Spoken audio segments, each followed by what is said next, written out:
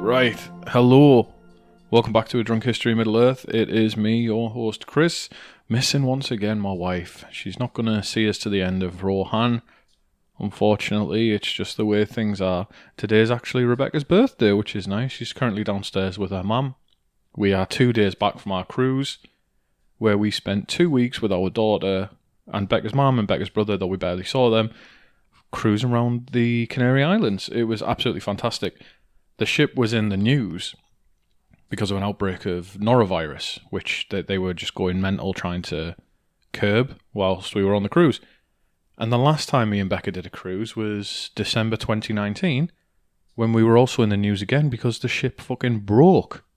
It actually broke when we were coming out of Tenerife, and we got an extra 6 days on our holiday, and we got half the money back. It was absolutely fantastic. So this time we were hoping, bit of norovirus. Maybe we sick and shit for a couple of days and we get some money back. Turns out, unfortunately, we didn't get ill, and it wasn't serious enough to turn the boat around or do anything drastic. Although they did give us £15 so that we would get off the ship in Tenerife so that they could deep clean the ship. So, yeah, anyway, so we're back from holiday feeling energised. By the time you hear this, you'll have heard part 3.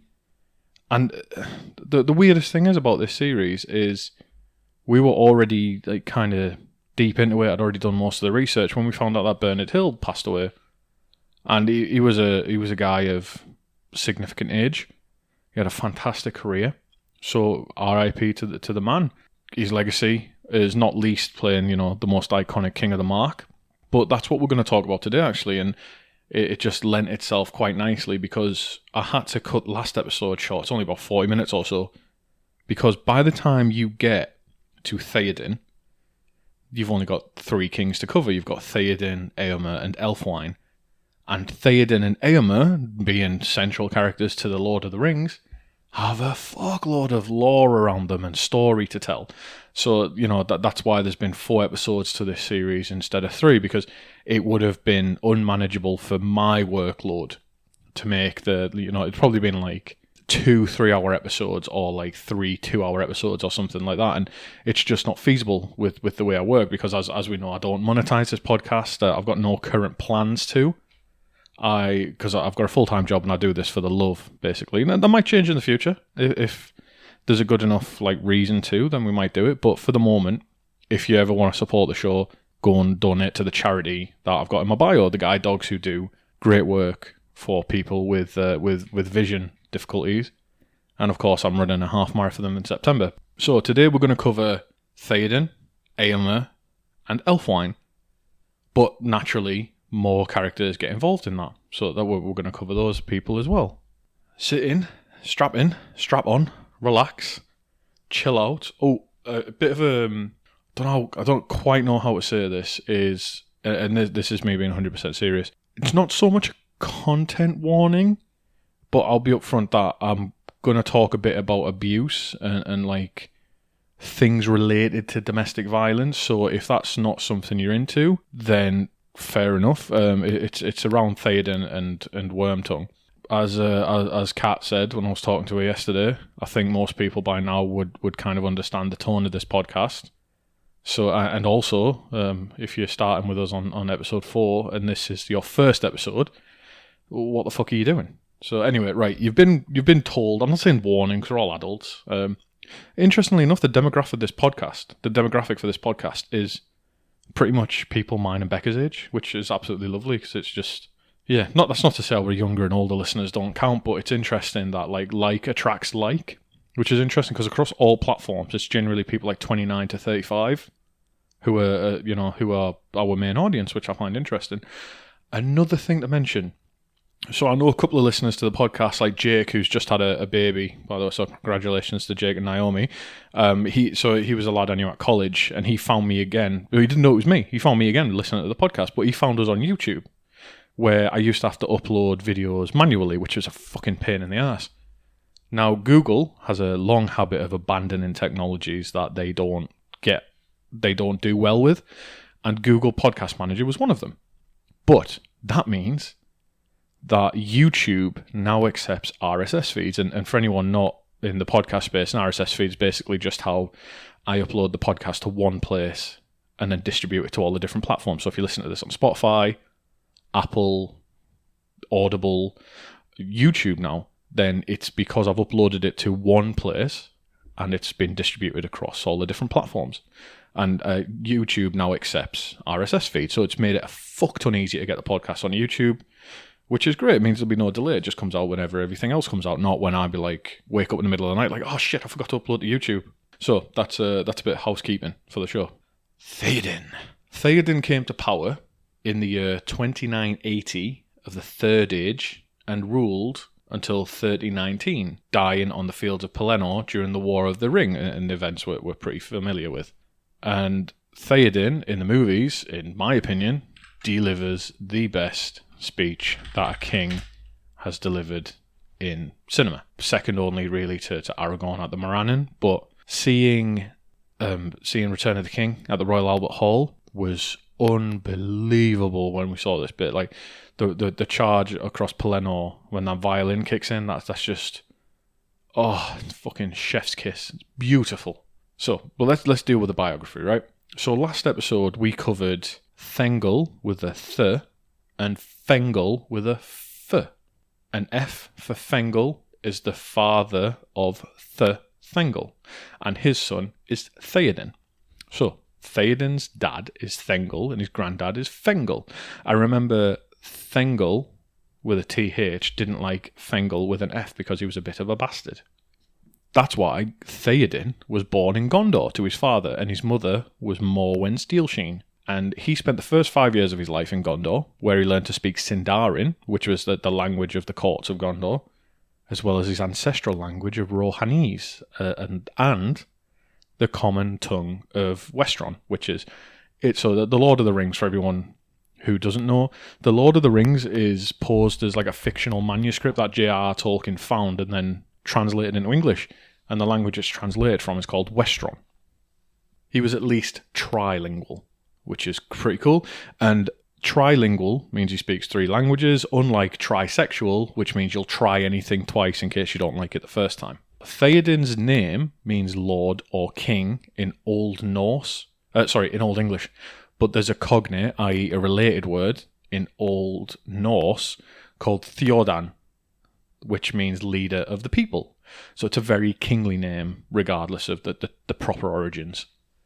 And then in Rohanese, it is Turak, which is then translated in Old English, which is then translated into normal English.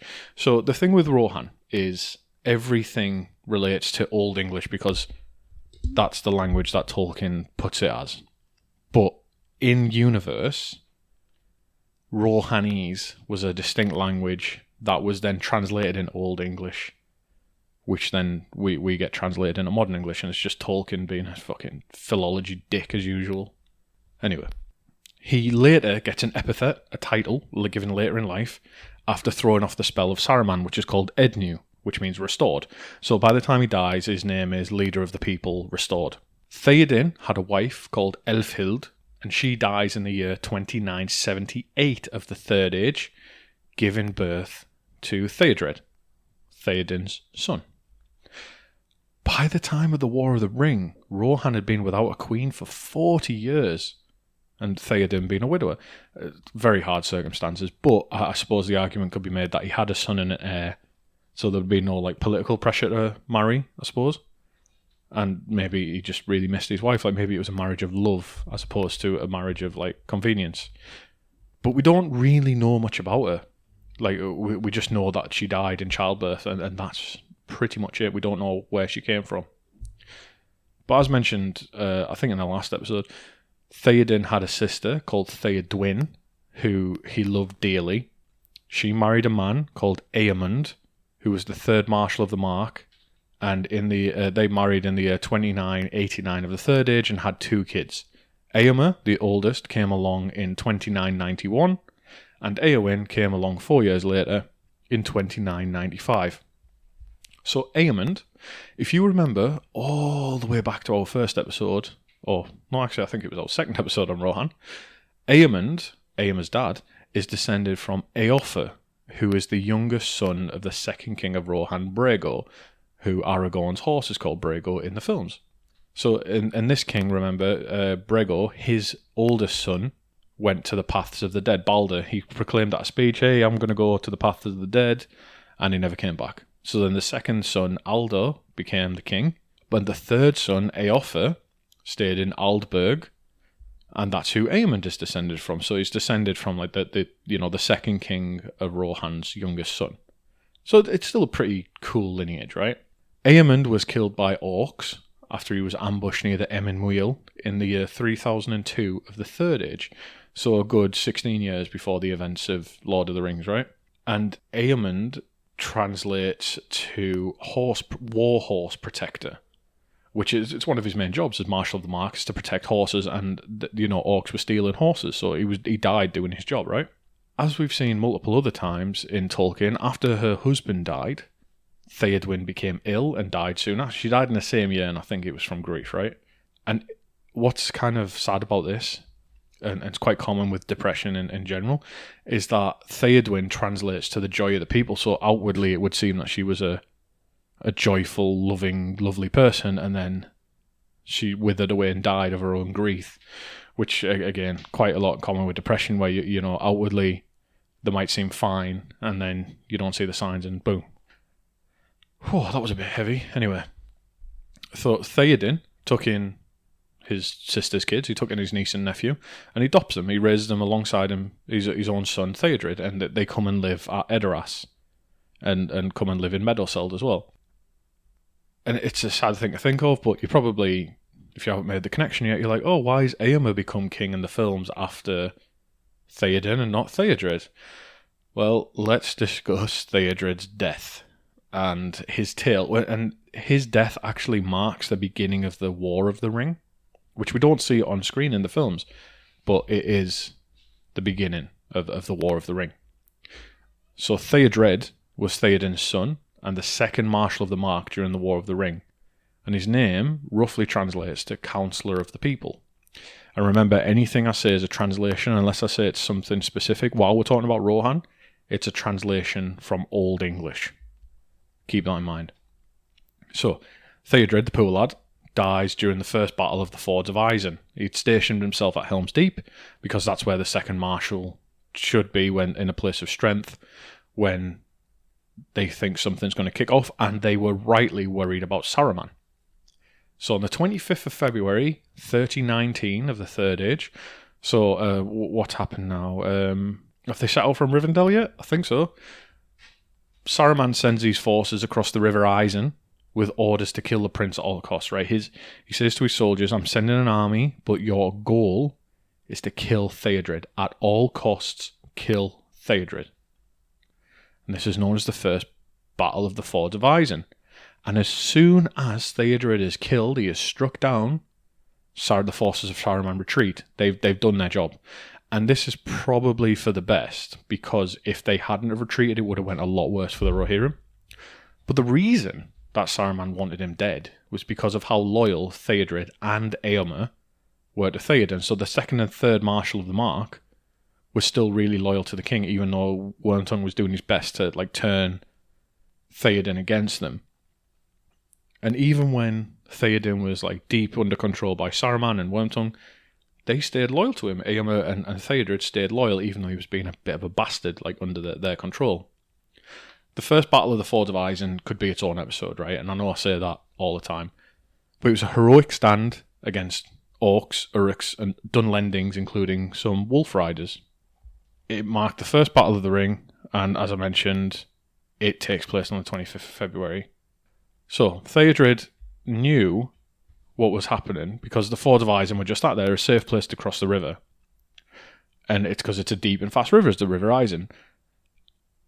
And the fords are the only place you can cross. So Saruman was able to, and because they were coming from the north, he was able to get forces on both sides of the river and send them down to attack the Rohirrim, who were making a defence in the middle.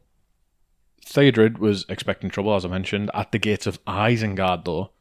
So, because he saw that scouts reported that Isengard had been mustering forces for a while, so he put soldiers there just in case at the Fords of Isen.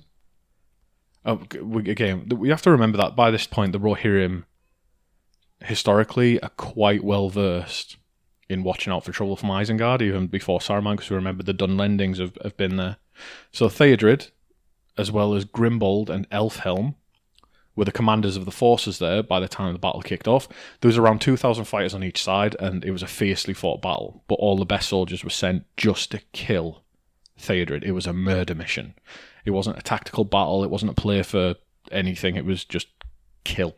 Theodred tried to preempt this battle by crossing and approaching Isengard to defeat the army before it was ready. However, he found that they were prepared for this, and that when his horsemen attacked the armies at the gates of Isengard, there was trenches, there was pikes, there was like defences for cavalry. So they retreated back towards the ford. And as they realised the enemies were holding at the gates of Isengard, Theodred was then slowed down by attacks as they went backwards, making things difficult. And because he was slowed on the retreat, by this point Saruman's forces had went behind and attacked the fords. So it's just a big fucking mess. And eventually Theodred gets to the fords of Isen, where Grimbold is being attacked. He's trying to hold it. Elfhelm is on his way with reinforcements. Theodred joins the battle, and he is struck down by an Uruk wielding an axe. Grimbold defeats he kills the person who's just struck at Theodred with an axe, but Theodred is mortally wounded. All looks lost until Elfhelm turns up with a couple of companies of riders, and they're able to, the armies of Saruman then start to retreat. Because that's their mission accomplished, and that's the worst thing, is that, like, this isn't just like, oh, we need to win the battle. It's like, we need to kill one person and we'll send a fucking army to do it. And as they bear his body up, Theodred speaks again. They thought he was dead, so they were quite surprised. Theodred, Prince of Rohan, heir to the throne, says, "Let me lie here to keep the fords till Eomer comes." And then he dies. And that's the end of Theoden's son. That's the end of the heir of the throne of Rohan. And this news causes delays, confusion, logistic problems up and down the chain of command, and it's helped along by Grima. He's making everything worse as well.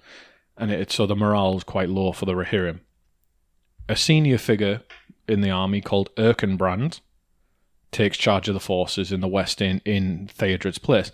He's not officially promoted, I don't think, until after the War of the Ring. But he made sure that Helm's Deep was ready to be defended, which turned out to be needed very much. So good on you, Erkenbrand. He was like, I can see things are going to happen here, so I'm not going to go to the battle myself. I'm going to get Helm's Deep ready. And he does.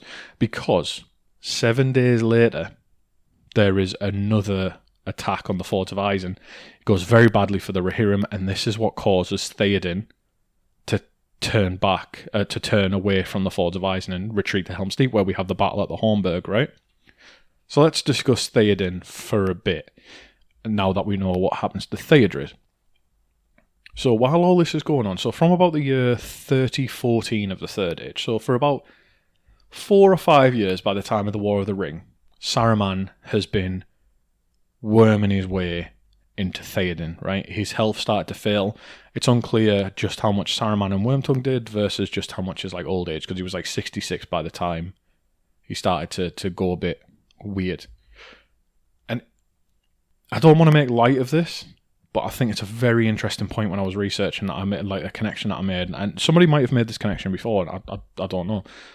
But I see classic patterns of abuse here, and I don't know if Tolkien would have been going for that when he was writing it. I didn't look too much into what did Tolkien think about it, because this is just the connections I'd made. Saruman and Wormtongue, if we treat them as like one person, right?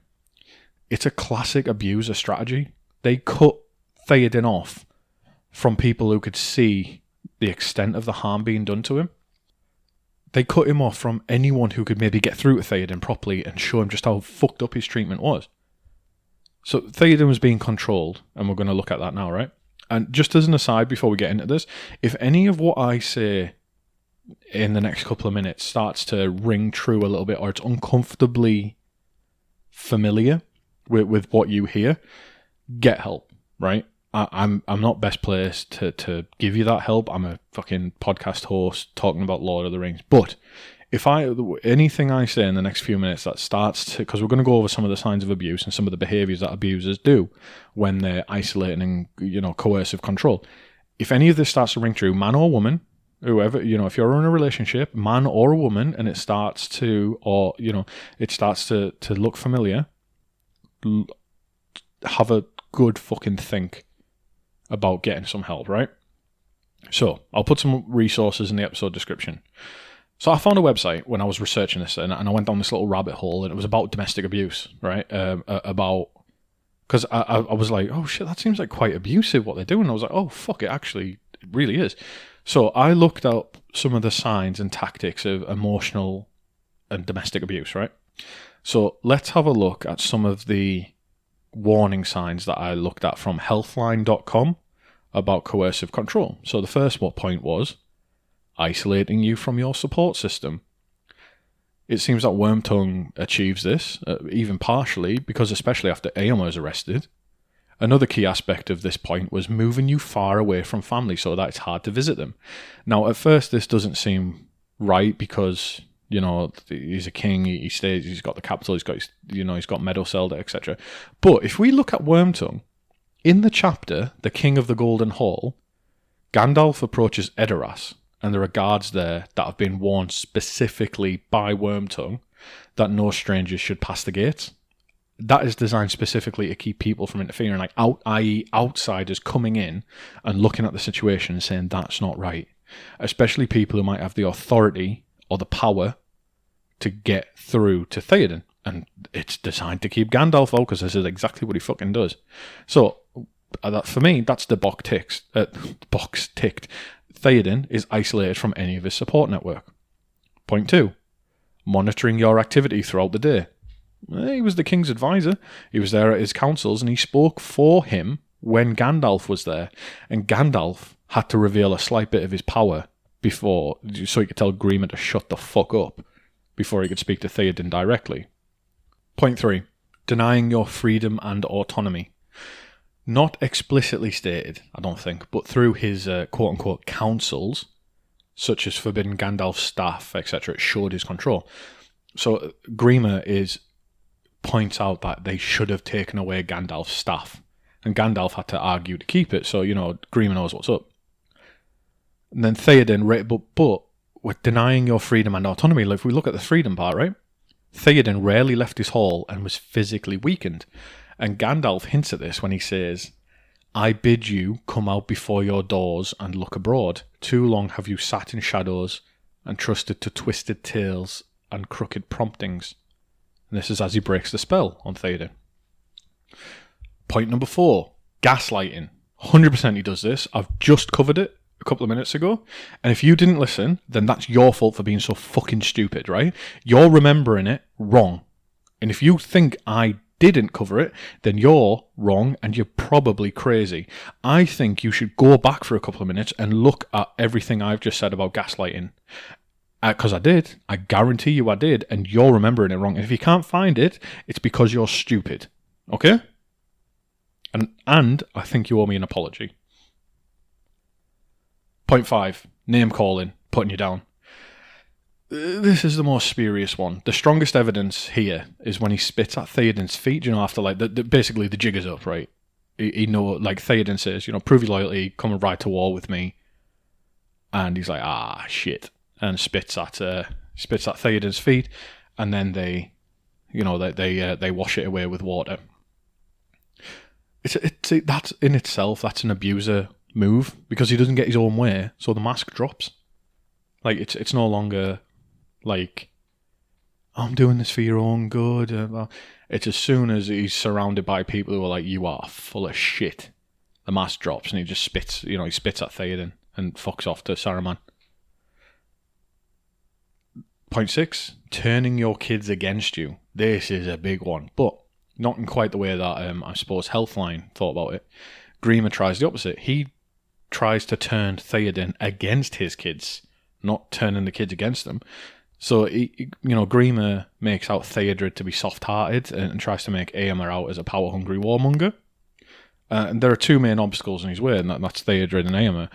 And he gets Theodred killed and Aomer arrested, so he's quite successful in this. bastard. And point number 7, the last point I'm going to cover, controlling aspects of your health and body. This is quite a small one, but something I picked up on the text, and I might be off the mark here, but I don't think I am. In the midst of like this talk about, like abuse and like Theoden being under the control of Saruman and trying to remove the influence, Grima, in the middle of it, one of his last attempts is he says like, your meat is put on the board, Lord. Why don't you go and eat? Like, just stop all this. Just come and have your food. Don't need to talk anymore. We'll sort all this out later. So, and again, like it's the health, controlling aspects of health and body. He's saying, you're weak. It's time for you to go and eat. Do you not need to go and have your tea?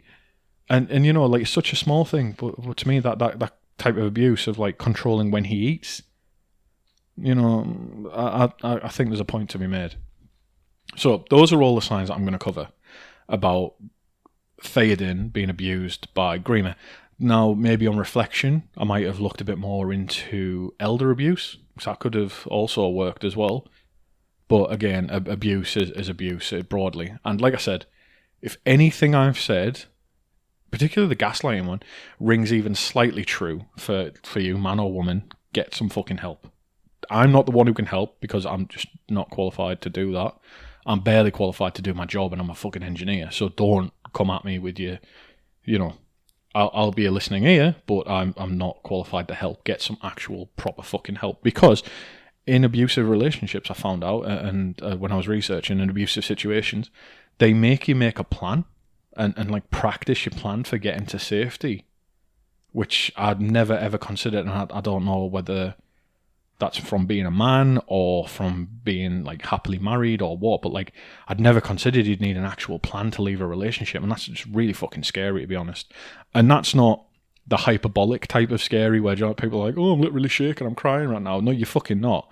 But I mean that in the realest sense. That is pretty fucking scary to realise that people need to have a plan to leave their relationships. And Theoden didn't have a plan, and it took a literal act of like fucking angelic intervention to get him free. So anyway, right, I'm not going to belabor the point anymore.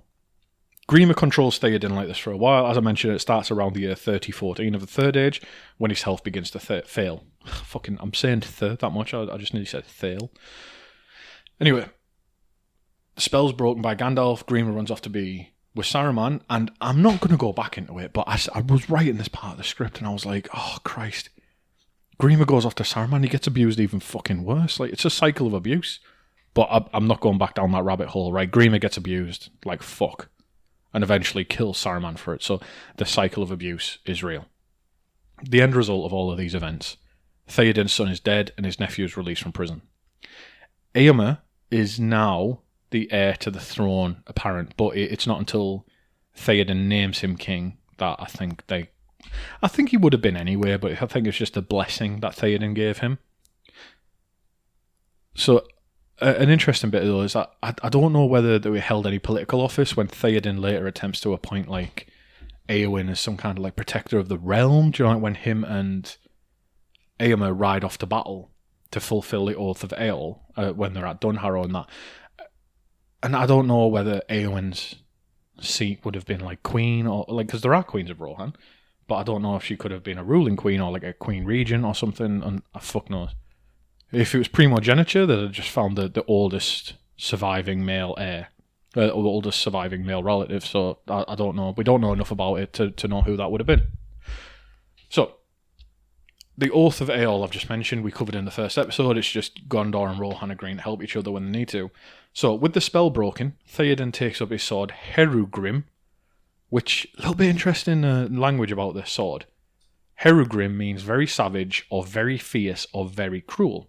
However, this form of the word is taken from the Mercian dialect of Old English, and Mercia, being a very old kingdom in England, which corresponds roughly to the Midlands today. And the golden age of Mercia was from about 600 Common Era to 900 Common Era. Don't want to get in trouble for doing BC AD shit. After which it becomes a client state of the Kingdom of Wessex, and Wessex conquered and united all the kingdoms in England into one kingdom. But it wouldn't be called the United Kingdom, like it is today, until 700 years later, in the year 1707, when the Kingdom of England joins with the Kingdom of Scotland and then becomes the United Kingdom. So anyway, back to fictional history. Herugrim, being spelt like it is Herugrim. It's an odd choice by Tolkien because it's not the standard Old English version of it. The standard Old English version of it is Heorugrim, and that appears in Beowulf. And this version, when Tolkien translated Beowulf, he translated this version of Heorugrim as Fell. And I think the reason he chose the Mercian dialect and the Mercian spelling of Herugrim is because he didn't want Theoden's sword to be translated as Fell when he calls so many of his evil characters, like Fell, you've got the Fell Beast, a Fell voice on the air, etc. And that's my own opinion. There's nothing really to support that, but it just seems logical. Anyway, so now he has his sword back. This is the 2nd of March, 3019 of the Third Age. Theoden is in control of a Rohan that's been plagued once again by orcs and Dunlendings. But now we've had the opening salvo a few days earlier, on the 25th, of the War of the Ring. So now there's a new fucking war. So immediately, the same day, Theoden musters as many soldiers as he can, and they ride out to the Fords of Isen. However, on the way there, Gandalf, Gimli, Legolas, Aragorn, Theoden, Éomer, etc., etc., etc., they all encounter a messenger who tells them that there was, this is off-screen even in the books, there is a second battle at the Fords of Isen, and it's went very badly. And we don't really know much about that, apart from that, like, evil forces swept across the Fords 7 days after the first battle, went a lot worse. Grimbold was there, and he ordered a retreat towards Helm's Deep. So, hearing this, Theoden changes course, and they all make for Helm's Deep. On the 3rd of March, the very next day, the Battle of the Hornburg was fought and won at Helm's Deep. So they made the right choice going there to the big natural defences. If you want to know more about Helm's Deep, go and listen to our first episode in the series. One of the best parts of the movies is seeing this battle, so I'm not going to go into too much detail, except to point out that in the books, Gandalf brings Erkenbrand and 1,000 men on foot to the battle. It's not Éomer and some horsemen, it's Erkenbrand and 1,000 men on foot. Seeing Gandalf and these newcomers, the Dunlendings are terrified, right? They surrender, but the orcs lose control, and they run into the trees that have mysteriously appeared behind them on their escape route. And that's a bit of prompting from Merry and Pippin and Treebeard, I think. And these are the Huorns, right, who've appeared. The orcs all ran into the trees. The Dunlendings surrendered. Not a single orc survived. The Dunlendings were given amnesty, so there's a bit of King's mercy there. They were given amnesty, i.e. told, like, we're not going to kill you, you'll be okay. Go back to your lands and cease hostility. Do not fucking start us again. And so they asked them to retreat over the River Isen, and they do. The dead Dunlendings are shown a bit of honour, and they are buried in a separate mound. So they get their own burial mound, like in the way of the Rohirrim. They get a separate mound to the orcs. But the day after this, the orcs that were buried are found to be entombed in like stone in a what's called the Death Down. It's a mound of stones where no grass ever grew and no one ever dared step on it. And I think that's the Huorns who did that. After this battle, Theoden takes on the epithet of Ednu, the King Renewed, because he has decisively defeated Saruman's spells. And we see this properly because after the battle, straight away, Theoden and Gandalf, etc., set out for Isengard, and they watch as Gandalf strips Saruman of his power. And shortly after this, Merry Brandybuck offers Theoden his sword in service to Rohan. And while they rested at Dunharrow, Theoden is Merry offers his sword, and then on the 6th of March, Theoden leaves the Hornburg, because they go to Isengard, come back to the Hornburg, and then go to Dunharrow. It's another natural defence that we've talked about. Éomer tries to urge his uncle to not go to war, but it didn't work. Theoden wants to go. And in his youth, I think Theoden was the first Marshal of the Mark as well. So, he's still got military duties. While they rest at Dunharrow, though, Theoden is united with his niece Eowyn, and all seems well, however, until the Oath of Eol is called to be fulfilled. A Gondorian rider called Haergon arrives bearing a red arrow that Gondor used to summon help from their allies. Now, this is another one of those things in Tolkien where you're like, how the fucking hell has this got that much history? So this red arrow, right? Apparently Tolkien took inspiration from a novel by a guy called William Morris. And this novel was published in 1888 and was called The House of the Wolfings and All the Kindreds of the Mark. The novel was the first recorded use of the English use of the word Mirkwood, although Tolkien says later he got the idea elsewhere. But he did take inspiration from this book for locations such as the Morannon and the Dead Marshes. But in this novel, in regards to the Red Arrow, a similar method is used to summon allies to war.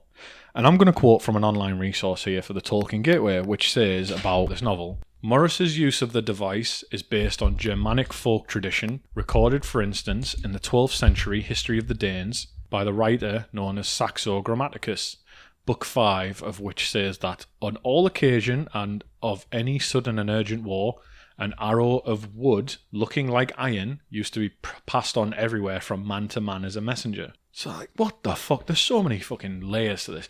So even the Red Arrow has got its own deep history. Jesus. Back to the story though, right? Theoden tells Haergon, we will answer. 6,000 riders will be at Minas Tirith within the week. And he orders Merry to stay behind, saying like, nobody can carry it, we need speed. You'd just be a burden, blah, blah, blah. But some mysterious figure called Dernhelm, wink, wink, takes him anywhere. The Rohirrim ride hell for leather, right? They are going to push it now. They set out the next day. But it's not long before they are warned that a force of orcs are waiting for them on the main road. They're going to slow them down, and it might possibly even prevent them from reaching Gondor at all. So a Druidan leader called Gan-Buri-Gan, which means Gan, son of Gan, appears. And the Druidan is the next topic I'm going to cover on the podcast. The Druidan are another subset of humans within Tolkien's work. And they're some of the most overtly magical people. They might also be known as the Wozers. They've got many different names, but they're very, very, very, very interesting. So, Gan-Buri-Gan offers to lead them by secret paths through the Druidan forest to avoid the orcs. This means Theoden and the riders arrive at Pelennor undetected. So in return for this act of friendship, Theoden promises Gan-Buri-Gan that the Druidan will be left alone by the Rohirrim and will protect them from any orcs that trouble them. And this goes well, because after the war, Aragorn proclaims that no one can enter the forest without the Druidan's permission. So, they're definitely on the right side of things. They arrive at the fields of Pelennor, and anyone who's seen the film, you can feel your bollocks tingling. Even if you're a woman, you can feel your bollocks tingling for this scene. It makes me want to go and die on a battlefield in Europe, which is quite a fucking dangerous feeling to have in this day and age, to be honest. So, that's a mad one. They arrive at Pelennor, but they also find that Haergon is dead, the messenger. So Gondor didn't know that they were coming.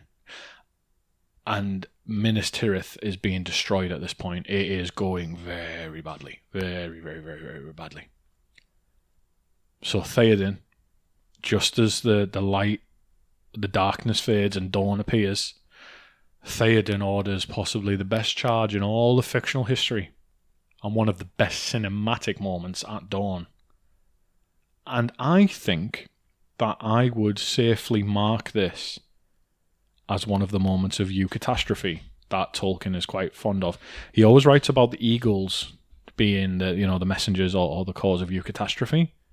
I think Theoden and the Riders of Rohan would also safely qualify for this as well. And Theoden, in the final minutes of his life, because remember, it's been going well, but all good things must come to an end. Theoden wins glory for himself in the final moments of his life.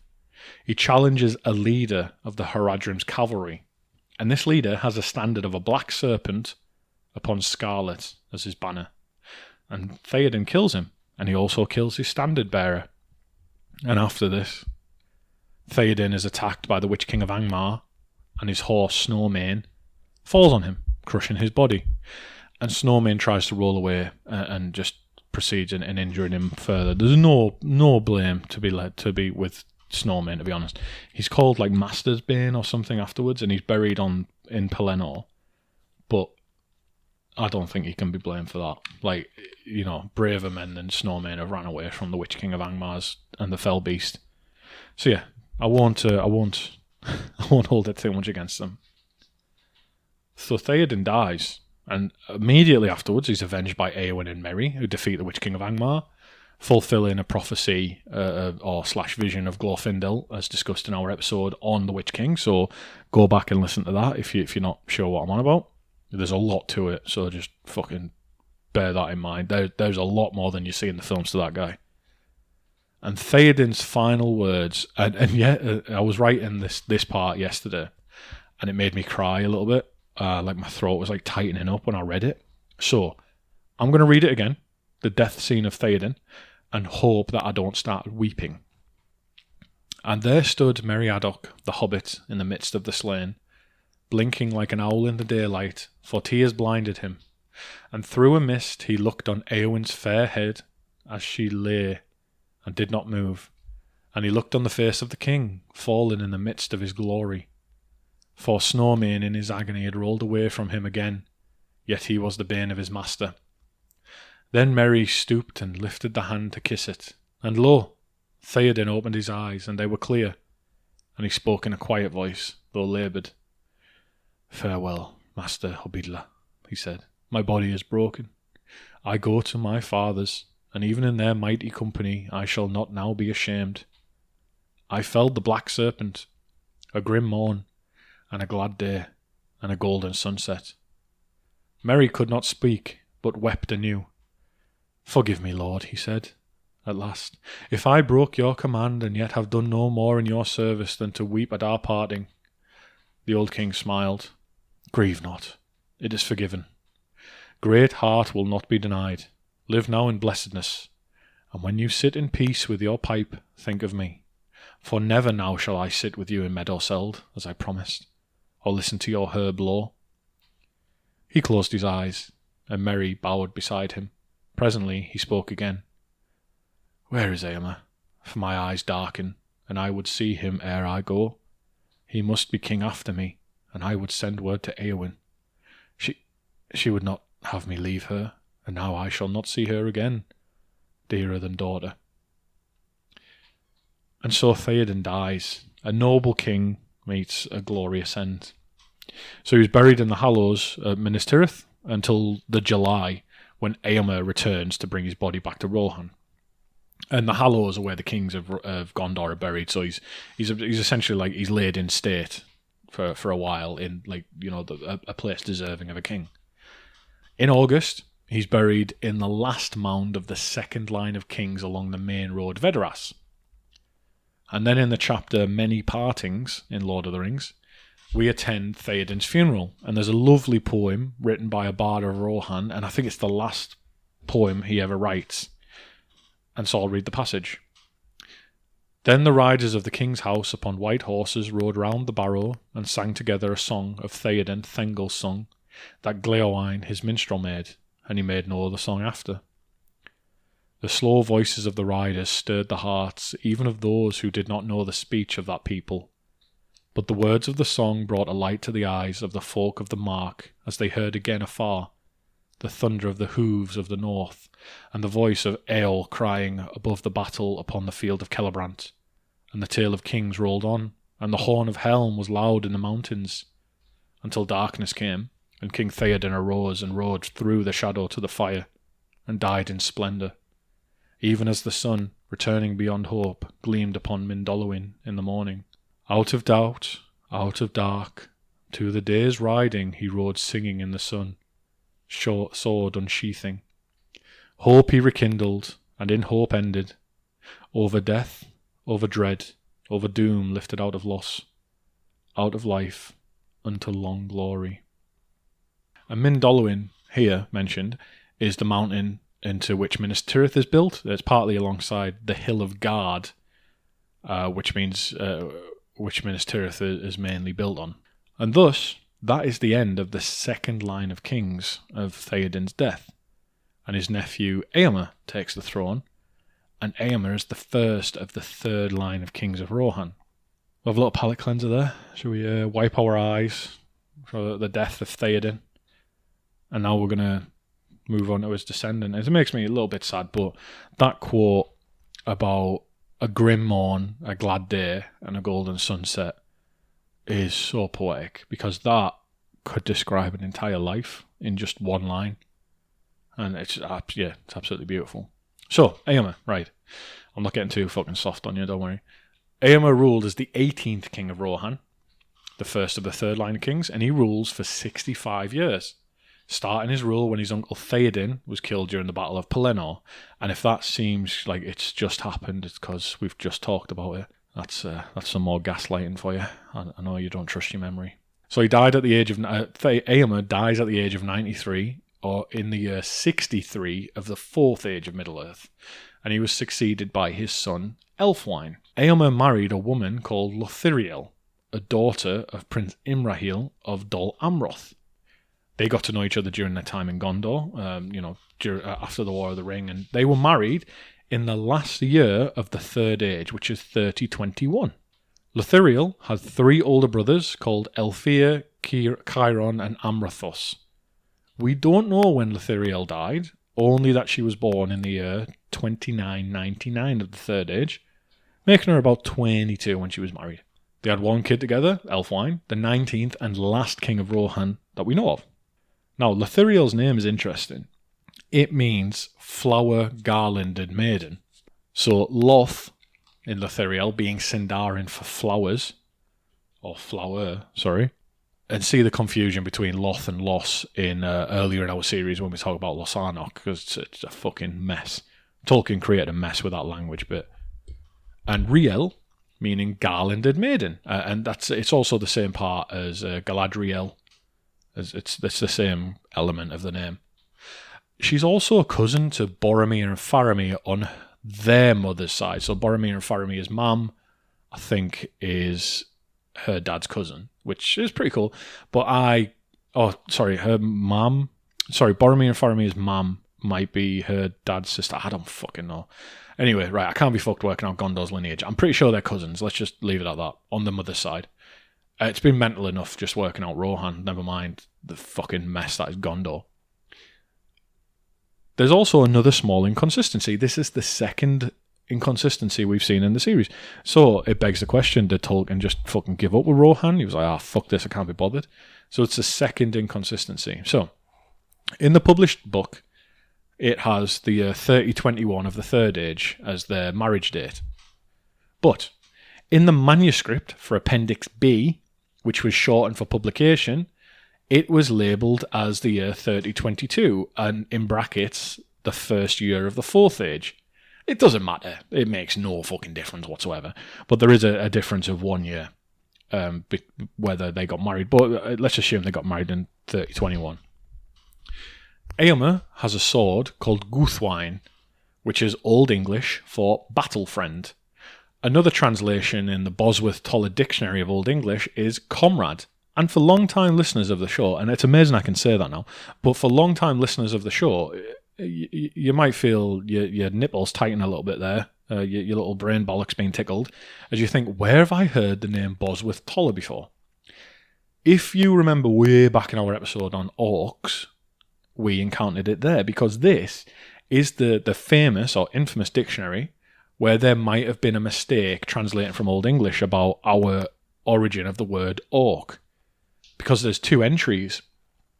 Orc means a small metal cup in Old English, but it's right next to the entry for Orcus, which means evil or giant, or like evil giant or infernal realm. And so by the time Tolkien had the dictionary, the revisions weren't printed where they fixed it. So I think orc was put next to the evil entry accidentally. But again, just go back and listen to our orc episode and see what I've said there, because whatever I said there is the right thing. But yeah, good times. If you remembered that without me telling you, then get a life. You are more valuable than listening to me ramble about this fucking shit. This is meant for me. But if you remembered that without me telling you, then shame on you. I'm joking. Right, Eomer was born in the year 2991 of the Third Age, and he was born to Eamund and Theoden, who we've already discussed. When he was 11, his dad was killed by orcs in Emyn Muil, doing his job. After his mother, Theoden's sister, dies of grief, Eomer and Eowyn go to live in Meadowseld after being adopted by Theoden. When he was grown, he became Third Marshal of the Mark and lived in Aldburg, the old capital of Rohan and traditionally where the Third Marshal settled.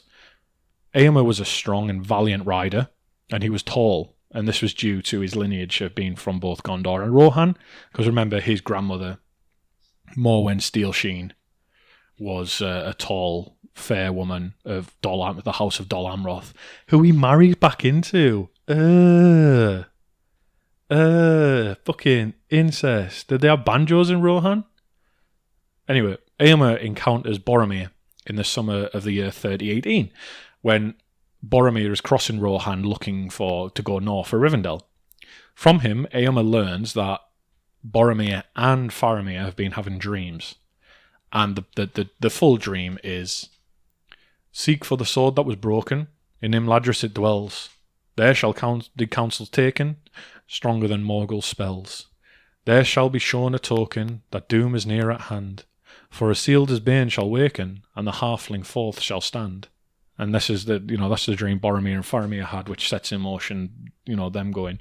So Eomer, to him, by this point, it must seem like it's the start of old stories coming to life. So on the 26th of February, 3019, Eomer gains knowledge that a troop of orcs have entered Rohan from the Emyn Muil, and this is the day after the first battle of the Fords of Isen. But the orcs that have entered Rohan from the Emyn Muil are the ones that Aragorn, Legolas and Gimli are chasing because they'd kidnapped Merry and Pippin.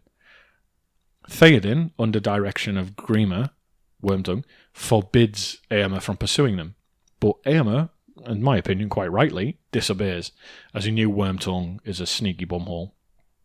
After chasing, surrounding, attacking, and a couple of skirmishes, blah blah blah, they defeat the orcs, and Eomer himself defeats Ugluk, the leader of the orcs. This allows Merry and Pippin to flee into Fangorn Forest, meet Treebeard, and set all that shit in motion. 15 men and 12 horses die in this assault, leaving 3 horses free for later, which, good coincidence for what comes next. Because Eomer then encounters Legolas, Aragorn and Gimli on the way back to Edoras.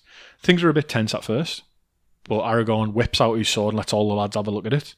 Suitably impressed, Eomer gives them a horse to continue the search for the Hobbit, but says, prove your honour by returning the horses to Edoras when you're done, because you need to get the king's leave to wander in his lands, and I'm bending the rules a little bit.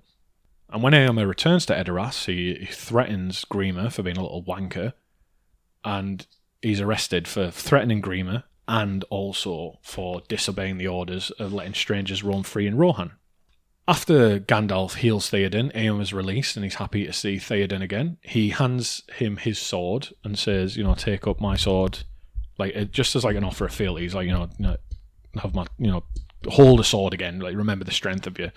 And Theoden does, and he remembers the strength of his arm, and he gets his own sword. So what happens next, we've already just covered, right? Helm's Deep, Pelennor Field, blah, blah, blah.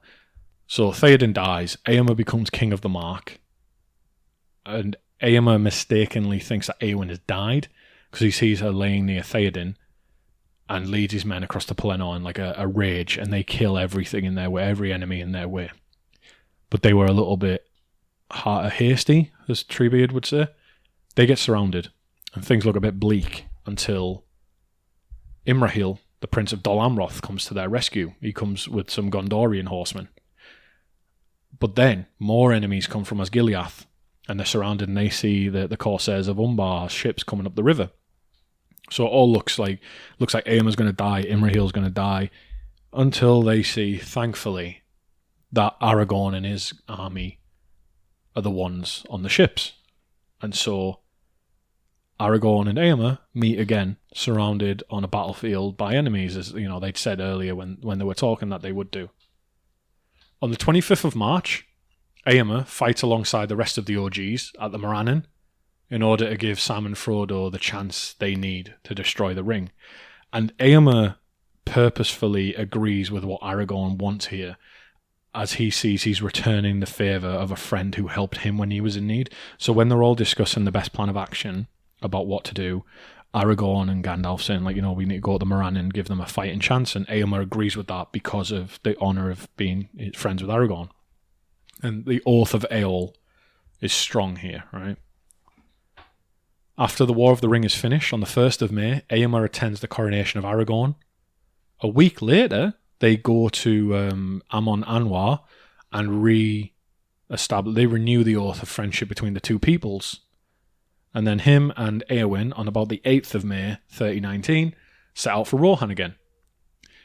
They come back to Minas Tirith. They set out on the 18th of July to get Theoden's body. And then by the 10th of August, they are back in Edoras, where Theoden's funeral takes place. And at the funeral, Éomer announces, just as a little bit of niceness amongst all the bleakness, Éomer announces the betrothal of Faramir and Éowyn. There's a bit of joy amongst all the sorrow. And another nice thing that happens at the funeral, and I'm a big proponent of this, I love happy things happening at funerals. Celebrate the life, don't mourn the death, right? And before Merry goes round, Éowyn gives him a small silver horn, which we've discussed in our dragon episode. And this is from the hoard of Scatha the Worm, and this is the horn that Merry blows during the scouring of the Shire, which we've also covered on an episode. And just before he goes, just before all this, Éomer names him Holdwine of the Mark, which means loyal friend. And that's pretty good, like, for Éomer. That's how he starts his kingship in strength. And it gets better, because Éomer spends the rest of his life fulfilling the Oath of Eorl. With him and Aragorn, they go far into the east and the south of Middle-earth. They spread peace with their swords and spears, just like Team America, World Police. Like Rohan, fuck yeah. And a quote from this period of his life is as follows. For though Sauron had passed, the hatreds and evils that he bred had not died, and the king of the west had many enemies to subdue before the white tree could grow in peace. And wherever King Elessar went with war, King Éomer went with him, and beyond the sea of Rhûn and on the far fields of the south the thunder of the cavalry of the Mark was heard, and the white horse upon green flew in many winds until Éomer grew old. And at the age of 93, long lived for someone who's not of the Dunedain, he dies, and his son Elfwine succeeds him. He does have some Dunedain blood, but it's a bit diluted by this point, right? Anyway, so Éomer's name is pretty cool because it means famous warhorse or grand warhorse, which is the most Rohirrim name you could have.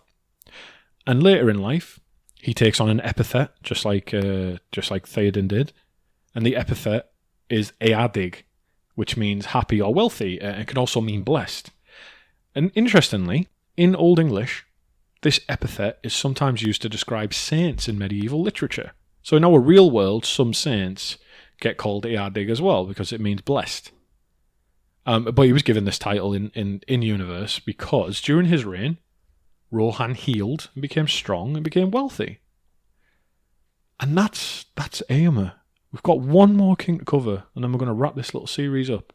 But I think Éomer and Theoden might be two of my favourite kings, and I didn't know quite as much. Like with Éomer, I've filled out a couple of the little holes, so I feel like I've got much more holistic knowledge of him and Theoden than I did when I started this. But Elfwine brings us to our little footnote of history, because Elfwine the Fair is the last known king of Rohan. He was born early in the Fourth Age of Middle-earth and ruled from the year 63. We don't know when. We don't know when he was born. We don't know when he died. We just know he was the second king of the third line. And his name means elf friend in Old English. And it is a translation, actually, of the Quenya name Elendil.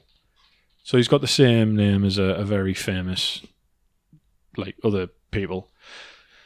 But Elfwine is also a gigantic nod to the Book of Lost Tales character Elfwine of England, who's a sailor. And he's the first human to find his way to Tol Eressëa for thousands of years. And there is a fuckload on that, because it's all Lost Tales, like the early versions of the Legendarium. That's a whole other series.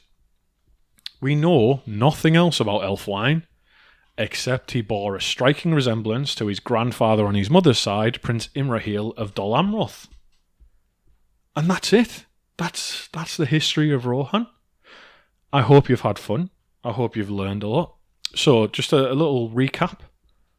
We've taken it from the humble beginnings of a territory in the north of Gondor, through to the heroic deeds of the Eotheod coming to the aid of their friends. We saw the migration of a whole population and the swearing of friendship between two nations. We've seen natural wonders that provide defence, legendary battles, a haunted mountain, a hallowed mountain, battles throughout the ages, or throughout their history. We've seen good kings, we've seen greedy kings, we've seen enemies crop up again and again, those pesky Dunlendings. From the first king to the last king, we've covered what we can, including before, during, and after the events of the books and the movies. So, next time that you're watching a trilogy, pause it every time Rohan's on screen, and I swear to God you better say, did you know? But other than that, thank you for coming on this mad journey with me, and I'll catch you next time. Bye!